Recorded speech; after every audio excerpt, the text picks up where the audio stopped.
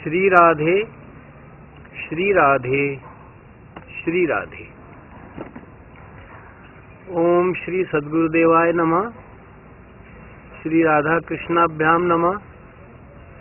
ओम नमो भगवते रासमंडलेशाय स्वाहा। ओम तत्सत् ब्रह्मणे नमः। अखंड मंडलाकारं व्याप्तं येन चराचरं तत्पदं दर्शितं येन तस्मै श्री गुरुवे नमः। अज्ञानतिमिरान्धस्य ज्ञानाञ्जनशलाकया चक्षुरुन्मीलितं येन तस्मै श्री गुरुवे नमः। गुरुर्ब्रह्मा गुरुर्विष्णु गुरुर्देवो महेश्वरः गुरु साक्षात् परब्रह्म तस्मै श्री गुरुवे नमः। वंशी विभूषित करान्नव नीरदाभात पीतांबरादरुण बिंब फलादरोष्ठात् पूर्णेन्दु सुंदर मुखाद अरविंद नेत्रात् कृष्णात् परम किमपि तत्त्वमहं न जाने। वसुदेव सुतं देवं कंस चाणूरमर्दनं देवकी परमानंदं कृष्णं वंदे जगद्गुरुम्। त्वमेव माता च पिता त्वमेव बन्धुश्च सखा त्वमेव सेव्यश्च गुरुस्त्वमेव त्वमेव सर्वं मम देवदेव। मन्मना भव मद्भक्तो मद्याजी मां नमस्कुरु मामे वैश्यसि सत्यं ते प्रतिजाने प्रियोऽसि मे। सर्वधर्मान् परित्यज्य माम् एकं शरणं व्रज अहं त्वा सर्वपापेभ्यो मोक्षयिष्यामि मा शुचः। बहूनां जन्मनामन्ते ज्ञानवान् मां प्रपद्यते वासुदेवः सर्वमिति समहात्मा सुदुर्लभः। यो मां पश्यति सर्वत्र सर्वं च मयि पश्यति तस्याहं न प्रणश्यामि स च मे न प्रणश्यति।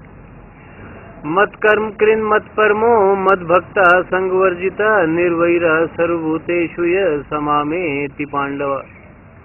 अनन्यचेताः सततं यो मां स्मरति नित्यशः तस्याहं सुलभः पार्थ नित्ययुक्तस्य योगिनः।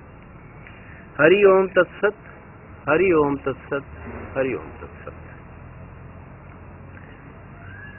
इस हमारी सम्मिलित प्रेम यात्रा का आज 64वां पड़ाव है। आज का विषय वैसे तो मेरी शक्ति से बाहर है, अत्यंत गूढ़ है, गूढ़ाति गूढ़ है, लेकिन आवश्यक है। तो आज का विषय है माया का विश्लेषण। अब बताओ, जिस माया को ब्रह्मा जी नहीं समझ पाए, ब्रह्मा मोह में पड़ गए थे, भागवत में लिखा है। मोह का मतलब माया है। तो मेरे जैसा घोर अज्ञानी मनुष्य तो इसका करोड़वां हिस्सा भी नहीं छू सकता। वो तो गुरु कृपा से, संतों के आशीर्वाद से और गीता में भगवान के वचनों को ध्यान में रखकर यत् किंचित चेष्टा करने का प्रयास किया जाता है।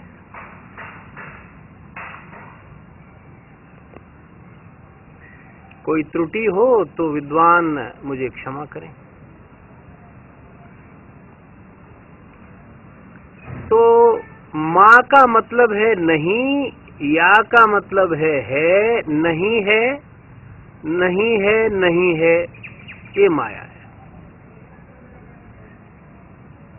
बिल्कुल ही नहीं है।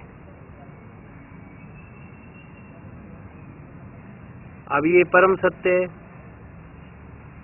और है, ये भी परम सत्य है। इसीलिए मैंने बताया ना, ये कंफ्यूजन उत्पन्न करता है। आम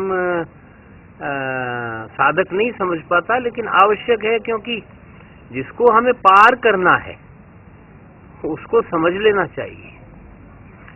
जब ये पता ही नहीं चलेगा कि ये नदी पार करनी है या समुद्र पार करना है, तो फिर कैसे कर पाएंगे? तो कुछ प्रयास हम सबको मिलकर करना चाहिए।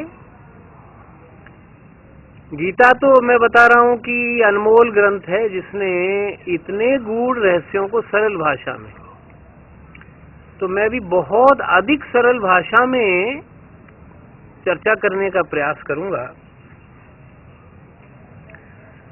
तो नहीं भी है और है भी, तो ये कैसे? देखिए, सुबह उठे थे हम लोग सारे, अब वो बिल्कुल नहीं है सुबह। शाम हो जाएगी, ये दोपहर बिल्कुल नहीं रहेगी। रात हो जाएगी, दिन बिल्कुल नहीं रहेगा। अगला दिन हो जाएगा तो पिछला दिन नहीं रहेगा। स्मृति रहेगी, कोई 2-4 महीने, 10-20 साल, कोई 10-20 जन्म, फिर वो भी नहीं रहेगी। तो नहीं हुई ना। और हुई इसलिए कि भगवान से निकली हुई है, तो सत से बार बार कहा गया कि असत की उत्पत्ति होती नहीं है। भगवान 7वें के 14वें श्लोक में कह रहे हैं, अध्याय 7 श्लोक 14, मम माया, और दे भी पहले लगा दिया। भगवान भी दिव्य है, माया भी दिव्य है, और मेरी माया, जो मेरी कह दिया, तो भगवान में तो मैं मेरा कोई माया है भी नहीं। इसका मतलब शुद्ध रूप से सत्य भी है। कैसे सत्य है? कि स्वप्नवत होते हुए भी एग्जैक्ट स्वप्न नहीं है। देखिए, स्वप्न में भी मनुष्य भागता है, दौड़ता है, परेशान हो जाता है, कभी कष्टों में भी पड़ जाता है, कभी रास्ता ढूंढ रहा होता है, नहीं मिलता, चिंतित भी होता है। नींद खुलते ही निश्चिंत हो जाता है, चलो ये स्वप्न था। लेकिन स्वप्नवत नहीं भी है,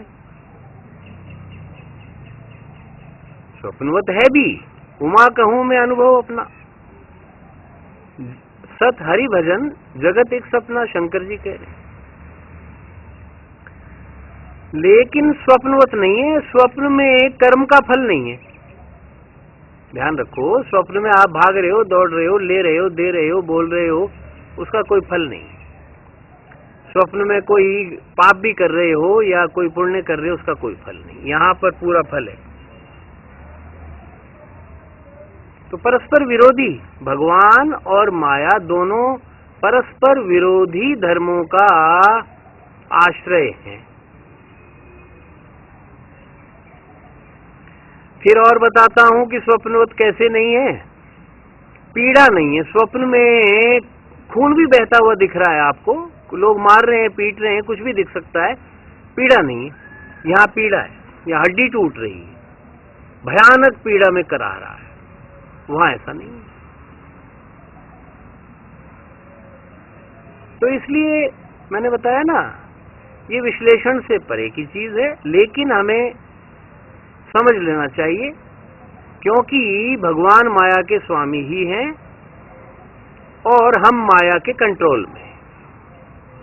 जब तक भगवान नहीं मिलेंगे, माया का कंट्रोल रहेगा। कितनी भी सिद्धियां कर लो, सिद्धि किसमें है? माया में। कोई कागज पर आपका प्रश्न लिख देता है, आपका नाम लिख देता है, आपका उत्तर भी लिख देता है, सिद्धि है। सिद्धि माया में। भगवान की प्राप्ति वो सिद्धि नहीं करवाएगी। कोई पानी पर चल लेता है, कोई हवा में तैर लेता है, कोई अदृश्य हो जाता है, कोई हजारों मील दूर पहुंच सकता है इसी शरीर से। सिद्धियों की चर्चा की थी मैंने, योग सिद्धियों, सब माया में। कर्म सब माया में है। माया से ऊपर कोई कर्म नहीं है। फिर भी भगवान कर्मों में बरतते हैं, क्योंकि उनको सृष्टि चक्र चलाना है। धर्म माया में, बहुत बड़े से बड़ा धर्म स्वर्ग तक ले जाएगा, स्वर्ग छूट जाएगा, पुण्य क्षय होते ही माया है। अब आप कहोगे कई बार आनंद आ जाता है, तो आनंद तो आत्मा का स्वभाव ना, आता ही नहीं। हम में से किसी को आज तक आनंद नहीं आया? कान खोलकर सुन लो। हाँ, आनंद शब्द कह देते हैं, आनंद आ गया। मान लो 25 दिन के भूखे हो और रोम रोम भूख के मारे चिल्ला रहा है, और पद्म गंधा गऊ के घृत से बने हुए स्वादिष्टतम पकवान, पूरी पृथ्वी के सबसे स्वादिष्ट पदार्थ भी ले आए जाएं, और 25 दिन की भूख है और पाचन प्रणाली भी ठीक है, युवावस्था है, तो भरपेट खाओगे और कहोगे आनंद आ गया। बिल्कुल नहीं आया। आनंद माया में आ ही नहीं सकता। 50 डिग्री में तपते मरुस्थल में जाना पड़ गया, 15 दिन तक नहीं नहाए, शरीर में पसीने ही पसीने चल रहे हैं, दुर्गंध आ रही है, जल रहा है रोम रोम, और शीतल जल का सरोवर आ जाए और कमल खिले हुए हैं और त्रिविध समीर वायु चल रही है, शीतल मंद सुगंध, उसमें आप कूद करके नहा रहे हो और नहाते ही मुख से निकल गया, रोम रोम से निकलेगा भाई आनंद आ गया। नो, बिल्कुल नहीं, किसी कीमत पर नहीं, आनंद नहीं आया। सुख ही आया। अब सुख को आनंद कह दिया जाता है कई बार। हम में से किसी को आनंद का अनुभव नहीं है क्योंकि हम आत्मा में स्थित नहीं है। फिर परमानंद का तो हो ही कैसे सकता है? भगवान में उसकी तो कोई कहीं कल्पना का लवलेश भी नहीं है हमें। तो आनंद आत्मा का स्वभाव है, परमानंद परमात्मा में प्राप्त होता है। माया में कभी सुख है कभी दुख है, ध्यान रखो। इसलिए माया का सुख मांगते मांगते हम मर गए, हम बार बार पैदा हो गए, हमें किसी को 50 सैकड़ों हजारों साल हो गए, जन्म हो गए, हमें आज तक सुख भी नहीं मिला। लेकिन ये ग्रंथि पड़ी हुई है कि माया में सुख है, तो उसको ही ढूंढते रहते हैं। जो सदा परेशान करे वो माया है। भक्तों को तो ज्यादा करती है, उसका कारण है, जरूरी भी है, ताकि वो कभी भगवान जिस पर कृपा करता है, भगवान ने साफ कहा है, मैं सबसे पहले तो उसका धन छीनता हूं, बिल्कुल दरिद्र सुदामा बना देता हूं, ऐश्वर्य भ्रष्ट कर देता हूं उसको, और इतना भयानक पीड़ा भुगतता है ताकि वो रोम रोम से संकल्प कर ले कि भाई यहां नहीं आना है। इसलिए ज्यादा दुख दिए जाते हैं। तो किसी भी कीमत पर यहां सुख मत मांगो। यहां सुख मांगोगे तो दुख जुड़वा भाई है, पक्का आएगा 100%। नहीं मांगोगे तो भी आएगा, पीटेगी माया कि जा कृष्ण के पास जा, आनंद परमानंद सब कृष्ण के पास है, मेरे पास नहीं है, यहां मत आ। कभी हंसाऊंगी कभी रुलाऊंगी। ताल ठोक रखी है माया ने कि कोई माई का लाल पैदा हो जाए जो बिना रोए निकल जाए यहां, चाहे चक्रवर्ती सम्राट हो। जीवन में एक नहीं अनेक बार रुला दूंगी। अब जरूरी नहीं आंसू आए, अंदर रोम रोम रोने लगता है। आपका कोई परिजन चला जाए, हाहाकार होगा, अंदर से रोम रोम आपका रुदन करेगा। प्रियजन बिछो हो जाए, आपका धनी छिन जाए, कुछ भी हो जाए, कभी हंसाऊंगी कभी रुलाऊंगी। आदमी सोच फिर रमने लग जाता है। थोड़ा सा अनुकूलता हुई रम गया, प्रतिकूलता हुई पैर उखड़ गए, भागो भागो यहां से, वन में भागो। अरे वन में जाने से क्या तुम्हें सिद्धि मिल जाएगी? साधन तो वहां भी करना पड़ेगा, घर भी करना पड़ेगा। ठीक है, घर में परिवारजनों के और इस आज के युग में बेहद कठिन है, बहुत ज्यादा समस्याएं आती है, पक्की बात, लेकिन सह लो, वो तो वहां भी आ जाएंगी। वहां हो सकता है ज्यादा आ जाएं। यहाँ 5 लोगों को झेल रहे हो, वहां 500 भी आ सकते, 50,000 भी आ जाए, आपकी भक्ति को नष्ट कर डालेंगे। क्यों? तपस्या भी माया में, वन भी माया में, एकांत भी माया में, भीड़ भी माया में, सब कुछ माया है। जहां तक मन जाता है माया ही माया। मन कितना भी जाए, भगवान को तो मन जानता नहीं। जन्म जन्मांतरों से माया का ही अभ्यास है, संसार का। ये तो संसार में रमण करता है, इसलिए भगवान में लगाना अत्यंत कठिन होता है। शुरू में बहुत दिक्कत आती है, छोड़ देते हैं, ये तो क्या, ये तो नहीं लगेगा, बस छोड़ देते हैं। तो ठीक है, छोड़ दो। जो नहीं छोड़ता तमाम दुखों के बावजूद, उसको भगवान मिलते हैं। अब थोड़ा ये भी तात्विक विवेचन करना चाहिए कि ये माया कितने तत्वों से बनी है। तो देखिए, माया के किसी ने 25, किसी ने 26, किसी ने और भी अधिक तत्व माने। देखिए, सबसे पहले तो पंच महाभूत हैं। आकाश है, बहुत सरलता से हम सोचेंगे ये आकाश है ही, ये सर्वत्र है। एक तो ये भूल जाइए आप, अन्य लोग हैं, कोई स्वर्ग में भी यही आकाश है।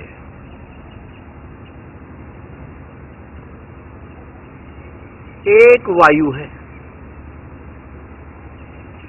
सर्वत्र वायु मिलेगी आपको। जहां वायु नहीं है वहां फिर जीवन नहीं है, जल नहीं है, जीवन नहीं है।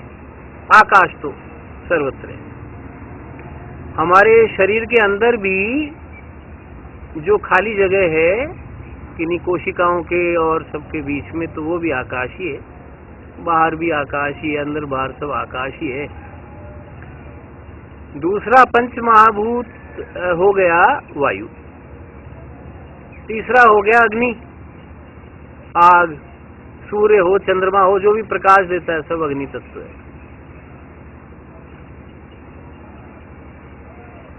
फिर एक हो गया पृथ्वी, धरती।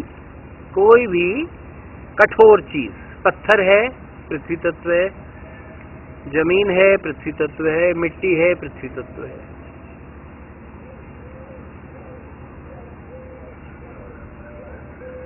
तो इस प्रकार से जो ये पंच महाभूत हैं, तो आकाश एक हो गया, वायु दूसरा हो गया, अग्नि तीसरा हो गया, वायु चौथा हो गया, और जल पांचवा। अब जल के बिना जीवन नहीं है। बृहस्पति पर इधर उधर सैटेलाइट्स और वो बुध ग्रह मंगल पर जाती हैं, भाई पानी है तो जीवन होगा, पानी नहीं है तो जीवन नहीं है। तो सारे जरूरी हैं और हर ग्रह पर यही पाए जाते हैं। तो ये पंच महाभूत हो गए। अब जो इंद्रियां हैं, ज्ञानेंद्रियां हैं, वो इन्हीं महाभूतों से उत्पन्न हुई हैं, वो भी माया में है। अब एक तो कान है, इंद्रियों में आ गया। एक नासिका है, इंद्रियों में आ गई। आंख है, इंद्रियों में आ गई। जीभ है, इंद्रियों में आ गई। और त्वचा है, ये भी इंद्रियों में आ गई। तो ये इंद्रियां पंच तत्वों से ही बनी हैं।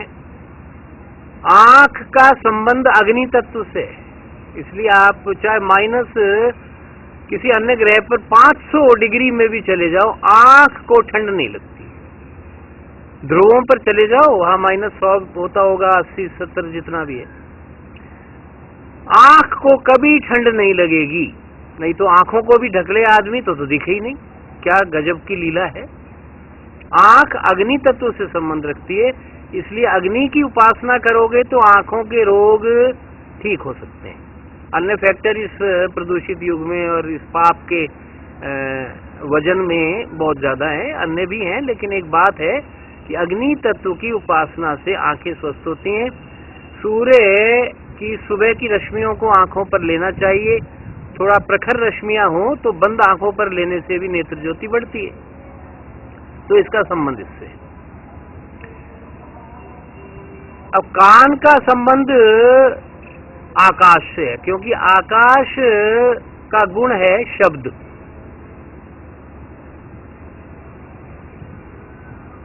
अगर खुले आकाश में ज्यादा से ज्यादा रहोगे तो कानों के रोग कम होंगे। अब वायु का गुण है स्पर्श,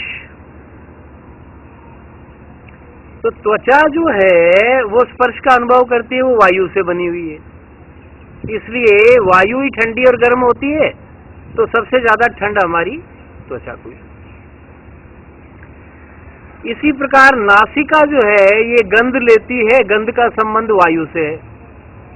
वायु देवता की उपासना से नासिका संबंधी, श्वास संबंधी रोग नहीं होते।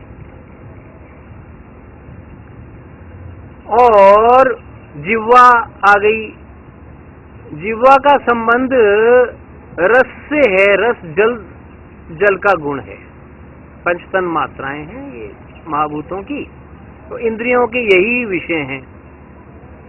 आंखों का रूप, जिह्वा का रस, नासिका का गंध, पृथ्वी तत्व से संबंध है। जितना पृथ्वी के संपर्क में रहेंगे उतना अच्छा रहेगा। और रूप, रस, गंध और क्या रह गया?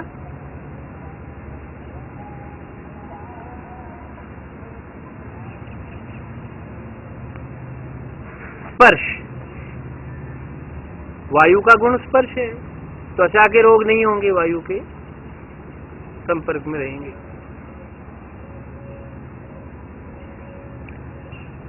और जल का रस है पांचवा, तो रसना यानी जिह्वा जो है, जल देवता की उपासना से जिह्वा के आहार प्रणाली के रोग नहीं होते। इसीलिए यज्ञों में सभी देवताओं की आहुति लगाई जाती है।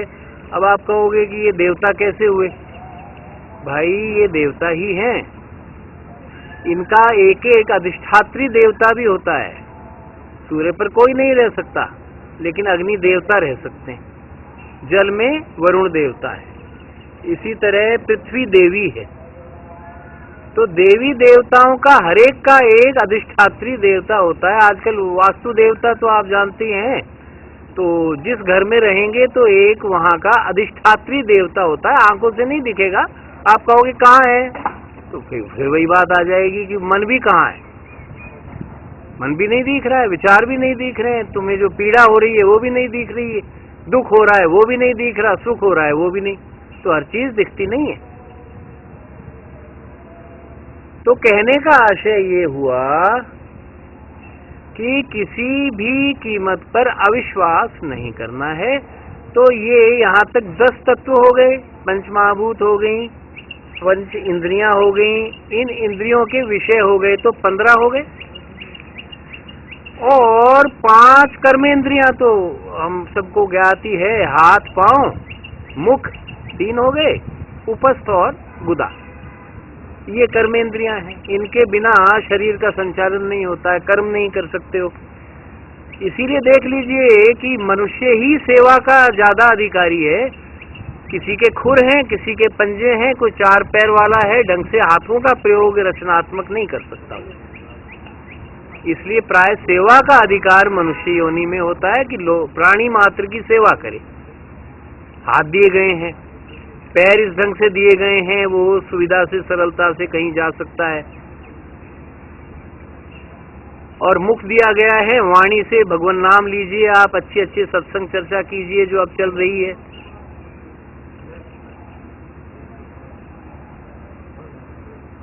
और जो शेष 2 इंद्रियां हैं वो मलमूत्र निष्कासन के लिए हैं।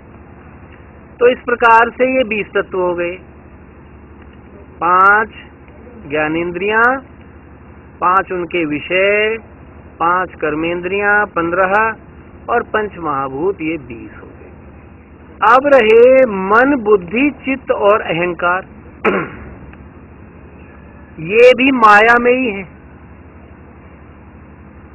मन नहीं हो तो मनन नहीं हो। आप कहोगे मन ही क्यों बनाया, इसी में पीड़ा होती है, इसी में विकार होते हैं, इसी में काम क्रोध आदि होते हैं, इसी में ईर्ष्या द्वेष होता है। अरे भाई, मन नहीं बनाया जाता तो भगवान का मनन कैसे करते? हम ये चिंतन कर रहे हैं, कुछ सोच समझ के, सोचने की शक्ति मन में है। मन में वासना होती है, इच्छा होती है, उसके हिसाब से जन्म हो जाते हैं। अब ये मन जब शांत रहता है गंभीर समुद्र के समान, तब तो इसे मन कहा जाता है। जब इसमें संकल्प विकल्प उदय होते हैं, तो जैसे समुद्र में लहरें उठ रही हों, उस प्रकार से ये विकार युक्त होकर चित्त की संज्ञा पाता है। चित्त में संकल्प विकल्प सदा चलते। मिठाई देखी, खाऊं ना खाऊं, खाऊंगा तो रोग हो जाएगा, नहीं खाऊंगा तो अब इच्छा हो रही है। तो चित्त में संकल्प विकल्प होते हैं। शांत अवस्था को मन कहा जाता है। जब वो एक निश्चय पर पहुंचता है, संकल्प हुए प्लॉट लूं, बना बनाया मकान लूं, किराए पर ही रहूं, संकल्प विकल्प शुरू हो गया, फिर एक बुद्धि निश्चित हो गई, नहीं प्लॉट ही लेंगे, तो ये क्या हो गई? बुद्धि हो गई। तो ये 23 हो गए। अब 24वां है अहंकार। तो मन, बुद्धि, चित्त और अहंकार। तो चौथा जो है 24वां, वो अहंकार। अहंकार क्या चीज है? कई लोग हम कंफ्यूज करते हैं कि बड़ा अहंकारी है। नहीं नहीं, दम्भी, वो चलो अहंकार दम्भ के विषय में आ गया, दर्प के विषय में आ गया, मद के विषय में आ गया। अहंकार तो सभी में है। अहंकार का मतलब मैं शरीर हूं। अब ये सारा भ्रम है। नाम माया में है, भ्रम है। शिशु का नाम बदल दिया जाए तो वो बदला हुआ बोलता है। रूप ये भ्रम है। वृद्धावस्था में रूप बदल जाता है। कोई दुर्घटना भगवान ना करे किसी के साथ हो जाए तो सारी शक्ल चेंज, कोई भी नहीं पहचानेगा उसको। तो नाम रूप, जाति, कुल, गोत्र, संप्रदाय, आश्रम, सारा का सारा भ्रम है। भक्तों का ये भ्रम दूर हो जाता है। ऊपर से व्यवहार चलता रहता है। हमने बताया ज्ञान अज्ञान दोनों माया में हैं, दोनों जरूरी हैं। भगवान का तो परम ज्ञान होता है, अज्ञान भी भगवान का ही फैलाया हुआ है, माया भी उसकी है। अब आप कहोगे अज्ञान क्यों बना दिया? बहुत जरूरी है। सारे ज्ञानी हो जाएं तो सृष्टि नहीं हो सकती, किसी कीमत पर सृष्टि नहीं होगी। कोई कार्य नहीं करेगा, कोई कर्म ही नहीं करेगा तो सारा चक्र रुक जाएगा। तो ये भ्रम भी जरूरी है। पूरा संसार इन्हीं से चल रहा है। नहीं तो आप कहोगे, तहसीलदार कहेगा भाई किसके नाम रजिस्ट्री करें? मैं तो आत्मा हूं। वही हम ब्रह्मास्मि वाली मूर्खतापूर्ण बात आ जाएगी।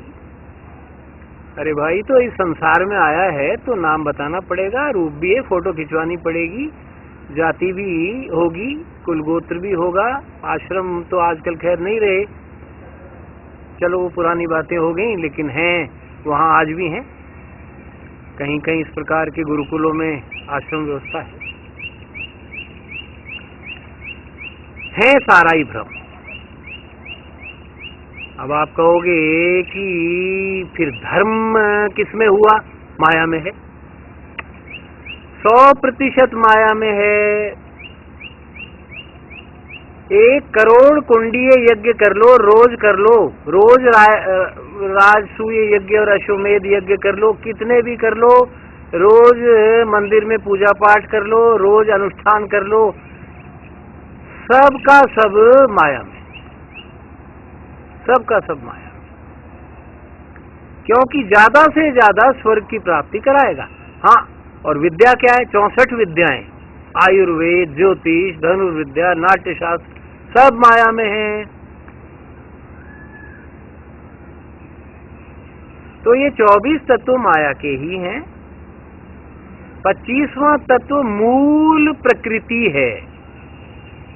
मूल प्रकृति। अब मूल प्रकृति की अधीश्वरी राधा जी को भी कहा गया है, जगदम्बा को भी कहा गया है। तो ये 25 तत्व माया के हैं। जीव का इनसे कोई संबंध नहीं है। ममैव अंशो जीव लोके, मेरा अंश जीव है। भगवान की परा प्रकृति है, ये सारी अपरा प्रकृति है। तो मैं और भी सरल ढंग से आपको कोशिश करता हूँ समझाने की।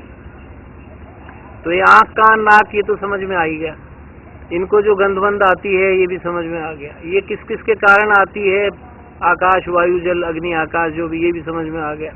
ये हाथ पैर क्यों दिए गए हैं, सेवा के लिए, ये भी समझ में आ गया। मन को गीता में छठी इंद्रिय भी कहा गया है।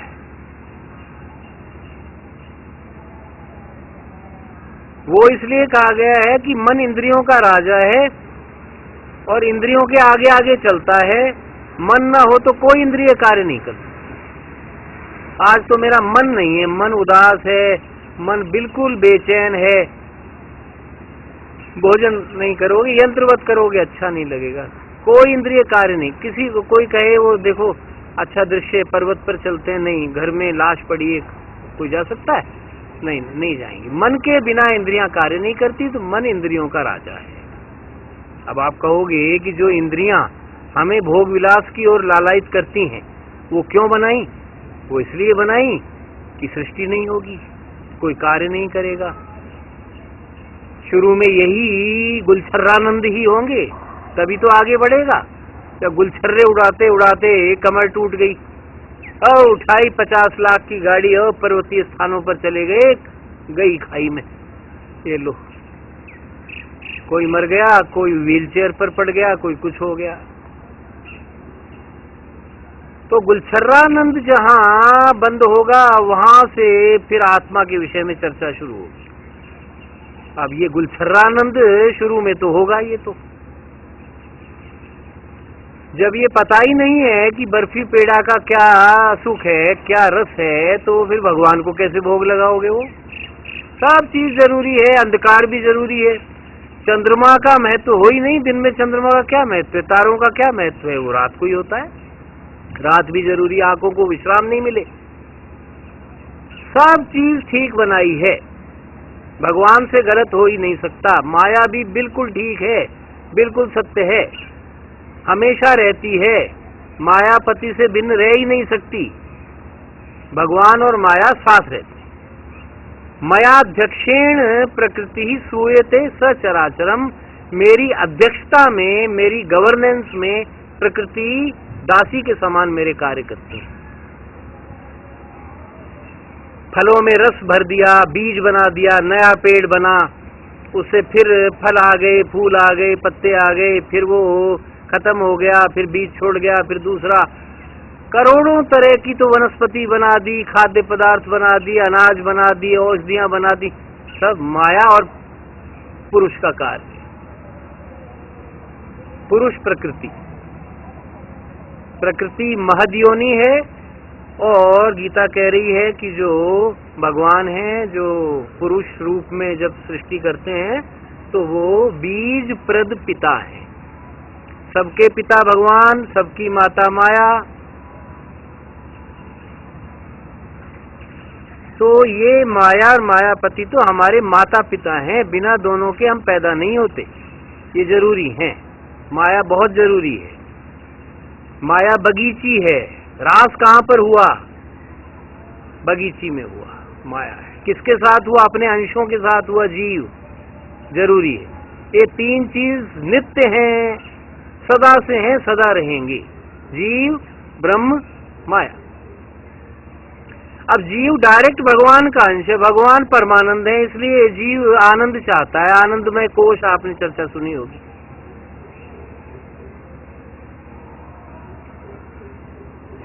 तो अन्न में, प्राण में, मनो में, विज्ञान में और आनंद में जो कोश हैं, उनमें आनंदमय जो है वो आत्मा से संबंधित है, जीव से संबंधित है, बाकी वो भी माया में है। इनका उल्लंघन तीनों शरीर का किए बिना माया को नहीं लांघा जा सकता। अब ये कभी अच्छी लगती है, कभी बुरी लगती है, मैंने बताया, कभी सुख देगी, कभी दुख, ये तो देगी। इसलिए बुद्धिमान माया के चक्कर में नहीं पड़ता। माया तो फिर भी रहती है, चक्कर में नहीं पड़ता। वो तो घनश्याम के ही चक्कर में रहता है, उसको पता है यहाँ तो इन चक्करों में घनचक्कर बन जाऊंगा। और माया का काम है त्रिगुणात्मिका माया होती है, सत्व रज और तम, ये भी माया की प्रकृति है। सत्व गुण जिसमें प्रधान है वो हमेशा परोपकार की सोचेगा, सुख से रहेगा, सुखासक्ति। रजोगुण की प्रवृत्ति है, वो हमेशा इधर उछल कूद, उधर भाग, यहाँ घूम रहा है, वहां जा रहा है, ये कर रहा है, वो कर रहा है, खाली नहीं बैठ सकता रजोगुण। तमोगुण पड़ा रहता है, आलसी प्रमादी, यहाँ करेंगे देखेंगे, सोचता रहेगा, नहीं गर्मी है नहीं सर्दी है, कौन जाए कौन निकले, रजाई में से कैसे निकलो, एसी में से कैसे निकलो, तो वो क्या है, तामसी है। तो ये तीन गुण होते ही हैं, कर्म भी तीनों प्रकार के, श्रद्धा भी तीन प्रकार की, यज्ञ भी तीन प्रकार के, तप भी तीन प्रकार के। ये त्रिगुणात्मिका माया है, इसमें त्रिगुण होते हैं। दूसरा एक खास बात है कि उल्टा दिखाती है। जो सबसे दूषित शरीर है उसको ही इतना सुंदर दिखाती है कि लोग लालायित होकर के एक दूसरे पर लट्टू हो जाते हैं, जान भी दे देते हैं। इस संबंध में एक प्रसंग आवश्यक है। एक ब्रह्मचारी जी थे, वन में रहते थे, भगवान की माला फेरते थे, कोई संसार से मतलब नहीं था। एक अत्यंत रूपवान स्त्री आ गई। वो तो बड़ी श्रद्धा से आई थी, वो विदुषी थी, बड़ी ज्ञानी थी। उसने कहा चलो कुछ सत्संग लाभ मिलेगा, लेकिन यहाँ तो उल्टा हो गया। ब्रह्मचारी जी का मन डावाडोल हो गया, क्योंकि मैंने बताया ना ये उल्टा दिखाती है। तो उसने प्रस्ताव रखा कि मैं आपसे विवाह करना चाहता हूँ। स्त्री टाड़ गई कि ये मन के अधीन हो गया है। तो ज्ञानी थी, उसने कहा ठीक है महाराज, आपसे विवाह करके तो बड़ा सौभाग्य है, 1 महीने बाद आ जाइए। 1 महीने तक अपने शरीर की जितनी गंदगी थी, कोई थूक फेंकना है या कुछ और है, जो भी है, मलमूत्र आदि, वो सब एक बड़े घड़े में स्टोर कर लिया। अब 1 महीने में तो सोच सकते हैं 1 घंटे में ही क्या उसी समय दुर्गंध बर्दाश्त नहीं हो, 1 महीने में तो क्या हाल हुआ, माथा फट जाए। तो उसको दूर, बड़ा कमरा था, दूर कोने में रखकर एक मखमल की चद्दर उड़ा दी। अब ऐन वक्त पर महात्मा जी आए, उन्होंने कहा कि चलो आज विवाह के लिए बोला है। तो विवाह का मन बना कर आए थे। तो ज्ञानी स्त्री बोली कि महाराज विवाह तो कर लेंगे, पहले एक तोहफा आपको जरूर देना चाहती हूँ। तो उसने कहा, सन्यासी ने, कि ठीक है तो और भी अच्छा है, विवाह भी हो रहा है और तोहफा भी मिल रहा है।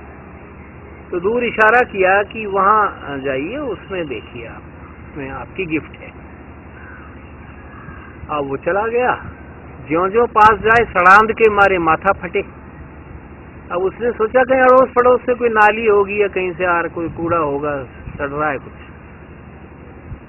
कोई मर गया जानवर, क्या हुआ उसको समझ में नहीं आया। तो वो तो अब तोहफा तो लेना था, आगे बढ़ा और दुर्गंध के बावजूद वो चद्दर हटाई मखमल की। तो गश खा करके गिरा और जोर से पुकारा, ये क्या बदतमीजी है। तो स्त्री बोली, महाराज बदतमीजी नहीं है, आपके और मेरे शरीर में यही सब कुछ बना हुआ है। शादी तो शरीर से ही होगी, मन का प्रेम है वो तो चांद सितारों से, सब सुंदर चीजों से, स्त्री पुरुष कोई भी हो, बच्चे हों, सबसे कीजिए भाई। 2 मल भांड ही तो मिलेंगे, शादी का यही तो अर्थ है। मल मूत्र से पूरी, तो और फिर मल मूत्र एक बार नहीं, अनंत मल से पूरी तय शरीर। 24 घंटे 9 द्वारों वाले शरीर से मल निष्कासन होता है। त्वचा आप जिसको बहुत चमकाते हैं, स्प्रे करते हैं, निरंतर पसीने जा रहे हैं, नाक में से गले में से कफ आ रहा है, और बीमारी हो तो खून और पस और सब तरह का वो अलग आ रहा है, और जो खाएंगे वो तो कूड़ा बनता ही है। तो ये कूड़े के ढेर का क्या विवाह करना है। साधु को तो उसी समय सन्मति आ गई। ये होता है बोध हो गया। पहले तो ज्ञान था, तो ज्ञान मिथ्या था, जंगल में बैठा था, सब कुछ छोड़कर आ गया था। रह करके लोहा लो तब होता है। असली वीर वो है जो घर रह करके माया को जीते, संसार में रहकर जीते। ठीक है, वन में गए हैं ऋषि मुनि और बहुत वो अन्य उद्देश्य थे ध्यान आदि करके भगवत प्राप्ति का। तो कहने का आशय ये है कि वो तो वहीं दंडवत हो गया, उस गुरु को, स्त्री को ही गुरु धारण किया और उसने कहा माता मुझसे अपराध हुआ, मैं वापस जा रहा हूँ और मैं आपकी प्रेरणा से भगवान का ही। तो इस बात से सिद्ध हो जाता है कि इस प्रकार के दूषित शरीर को, और अभी तो जीवित रहते तक कुछ पदार्थ निकलते नहीं है, हड्डी इसमें है, मांस इसमें है, चर्बी इसमें है, खून इसमें है, अनंत प्रकार के विष घूम रहे हैं। बताओ इसको कौन सुंदर कहता है? लेकिन नहीं, पागल हो रहे, फैशन परस्ती हो रही है। ये इधर से आईना देख रहा है, कोई उधर से देख रहा है, कोई पीछे से देख रहा है, कोई यूं सज रहा है, कोई बाल रंग रहा है, पागल हो रखे। कोई बूढ़ा ही नहीं होना चाह रहा, बस आप पेंट बाजी में आ गए। अरे भाई बुढ़ापा तो आएगा। साधु संतों के ही केश श्वेत हो जाते हैं, तुम कहां से इस माया को जीतोगे? पागल हो रहे हैं और हम सब हो रहे हैं। युवावस्था में तो सारे ही थे, और जब तक गुरु ज्ञान न दे ये आंख खुलती भी नहीं है। इसलिए उल्टा दिखाती है। क्यों दिखाती है ये भी जरूरी है। कोई किसी से विवाह ना करे, वो तो ज्ञानी स्त्री थी, वो तो परम, वो तो गुरु के स्थान पर थी। वो हर एक स्त्री को इतना बोध थोड़ी है, हर पुरुष को ऋषि मुनि हो जाएगा, फिर सृष्टि नहीं चलेगी, इसलिए वो भी जरूरी बना दिया। सब चीज जरूरी है, माया जरूरी है, जरूरी थी, जरूरी रहेगी। माया जा नहीं सकती, माया से लड़ भी नहीं सकते, जितना युद्ध करोगे और पटक नहीं देगी। माया से कोई क्या संख्या गिनाए, 5 शंख हाथियों के बल वाला भी एक चुटकियों में माया मसल दे। माया से कोई नहीं जीत सकता। इसलिए भगवान कह रहे हैं 7:14 में, मामेव ये प्रपद्यन्ते माया में ताम तरंती ते, केवल जो मेरी भक्ति करेगा वो माया से करेगा, वो भी जीतेगा नहीं, जीत नहीं सकते, वो तो रहेगी, आपको रास्ता दे देगी। भक्त के लिए यमराज भी हाथ जोड़ करके, जैसे कोई भक्त पार्षदों के द्वारा ले जाया जाता है, यमदूत नहीं आते भक्त के पास, परम सत्य है, पार्षद आते हैं विमान पर, बढ़िया जो है सत्कार करके ले जाते हैं। यमराज उसे दूर से प्रणाम करता है। पापी कोई चक्कर में लेता है, यमराज माया में है, ब्रह्मलोक तक माया है, ब्रह्मा जी भी माया में है। केवल वैकुंठ लोक, साकेत लोक, गोलोक, शिवलोक, मणिद्वीप यानी देवी का लोक, ये माया में नहीं है। ब्रह्म भुवन तक आ ब्रह्म लोका पुनरावर्तिनोत्। फिर एक खासियत और है, माया की परिवर्तनशील है। आज सर्दी, आज गर्मी, आज सुख, कल दुख, आज राजा है, कल कंगाल हो गया, कल तक कंगाल था, आज राजा हो गया, कल तक रोगी था, स्वस्थ हो गया, कल तक बिल्कुल हंसता खेलता कूद रहा था, ओलंपियन था, आज टांग तुड़वा गया, रोगी हो गया, मर गया। कभी जन्म है, कभी मृत्यु है। यहाँ तो हाथ जोड़ लो, किसी कीमत पर मत आओ। इसीलिए कष्ट दे रही है माया, आप फिर इसी में पड़ रहे हो। तो ये माया का बहुत थोड़ा मैंने बताया, तो कोई अब क्या बताएं, करोड़वां हिस्सा भी विश्लेषण नहीं है, लेकिन इतने से हमारा काम चल जाएगा कि हमारा उद्देश्य केवल और केवल और केवल भगवत प्रेम है। क्योंकि भगवत प्रेम से भगवत प्राप्ति ये परम प्रेम है। लेकिन सब प्रेम मित्रों से प्रेम करना है, जड़ चेतन भगवान का है, माया से भी प्रेम किया जा सकता है। मेरे भगवान की माया है, उसकी चेरी है, जीव और माया दोनों के हेड भगवान है मेरे भी भगवान, माया के भी भगवान, कोई दिक्कत नहीं। लेकिन पाना नहीं है माया को, रस बुद्धि नहीं होनी चाहिए। बस इन्हीं शब्दों के साथ में, क्योंकि बहुत बड़े विषय हैं, आप लोग भी इतना आजकल के समय में तो लोगों के पास फुर्सत नहीं है, तो बहुत ज्यादा विस्तार उचित नहीं रहेगा। ओम सर्वे भवन्तु सुखिनः, सर्वे सन्तु निरामयाः, सर्वे भद्राणि पश्यन्तु, मां कश्चित् दुःख भाग् भवेत्। ओम शांति शांति शांति। श्री राधे श्री राधे श्री राधे।